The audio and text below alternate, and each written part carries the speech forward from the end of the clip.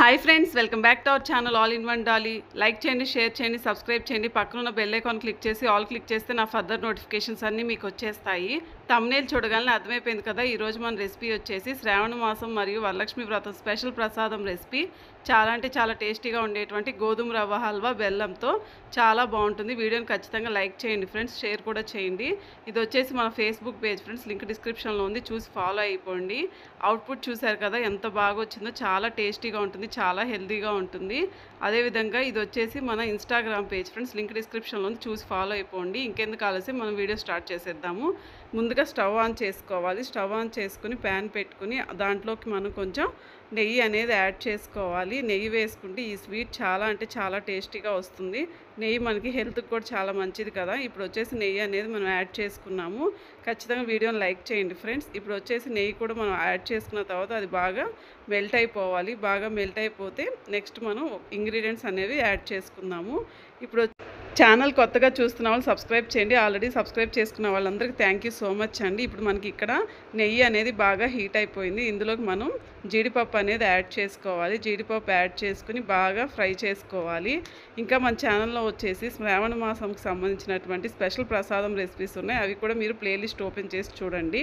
ఈ వీడియో ఎండింగ్లో నేను ప్లేలిస్ట్ ప్రొవైడ్ చేస్తాను. ఆ ప్లేలిస్ట్ ఓపెన్ చేస్తే మన ఛానల్లో ఉన్న మంచి మంచి హెల్తీ అండ్ టేస్టీ రెసిపీస్ అనేవి, ప్రసాదం రెసిపీస్, ఇంకా స్నాక్స్ రెసిపీస్ అన్నీ మీకు ఓపెన్ అవుతాయి. ఖచ్చితంగా ప్లేలిస్ట్ ఓపెన్ చేసి చూడండి ఫ్రెండ్స్.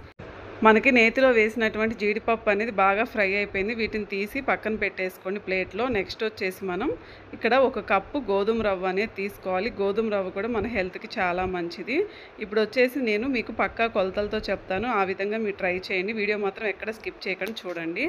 ఇందాక మనం ఆల్రెడీ జీడిపప్పు ఫ్రై చేసుకున్నటువంటి నెయ్యి ఉంది కదా, అదే ప్యాన్లోకి మనం 1 కప్పు గోధుమ రవ్వ అనేది వేసుకుని మీడియం టు లో ఫ్లేమ్ అడ్జస్ట్ చేసుకుంటూ బాగా మనం మిక్స్ చేసుకోవాలి. నేతిలో వేపుకుంటే మనకి చాలా అంటే చాలా టేస్టీగా వస్తుంది. రెసిపీ అనేది చాలా బాగుంటుంది.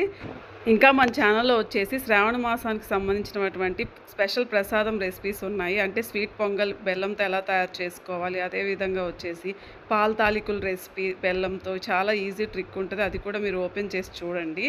అదేవిధంగా వచ్చేసి పులిహోర ప్రీమిక్స్ పౌడర్ అనేది ఇంట్లోనే ఎలా తయారు చేసుకోవాలి, అదేవిధంగా టెంపుల్ స్టైల్ పులిహోర ఎలా తయారు చేసుకోవాలి, ఇలాంటి మంచి మంచి రెసిపీస్ ఉన్నాయి. ఇంకా నేను మంచి మంచి రెసిపీస్ పోస్ట్ చేస్తాను, ఛానల్ సబ్స్క్రైబ్ చేయండి. ఇప్పుడు వచ్చేసి మనకి ఇక్కడ నేతిలో మనకి బాగా ఫ్రై అయిపోయింది గోధుమ రవ్వ అనేది. ఇప్పుడు మనం ఈ గోధుమ రవ్వలో వచ్చేసి వాటర్ అనేది యాడ్ చేసుకోవాలి. వాటర్ అనేది మనం ఎలా యాడ్ చేసుకోవాలంటే, ఇందాక మనం ఏ కప్పుతో అయితే గోధుమ రవ్వ తీసుకున్నామో అదే కప్పుతో మనం 4 కప్పులు మనం ఈ వాటర్ అనేది యాడ్ చేసుకోవాలి. ఎందుకంటే గోధుమ రవ్వ అనేది తొందరగా మనకి బాయిల్ అవ్వదు. కాబట్టి మనం ఈ వాటర్ అనేది 4 కప్స్ వాటర్ అనేది యాడ్ చేసుకోవాలి. ఇప్పుడు మనం వాటర్ యాడ్ చేసుకున్న తర్వాత బాగా దీన్ని లో టు మీడియం ఫ్లేమ్ అడ్జస్ట్ చేసుకుంటూ బాగా బాయిల్ చేసుకోండి. బాగుంటుంది టేస్ట్ వచ్చేసి. బాగా మనకి ఎప్పుడైతే బాగా బాయిల్ అవుతుందో స్వీట్ అనేది బాగా టేస్టీగా వస్తుంది. మంచిగా బాయిల్ చేసుకోండి. తర్వాత వచ్చేసి వీడియోని లైక్ చేయండి. ఇప్పుడు మనం 1 కప్పు గోధుమ రవ్వకి 4 కప్స్ వాటర్ అనేది మనం యాడ్ చేసుకున్నాము. మీకు ఇంకా తిక్కుగా అనిపిస్తే కొంచెం వాటర్ అనేది మీరు చూసుకుని యాడ్ చేసుకోండి.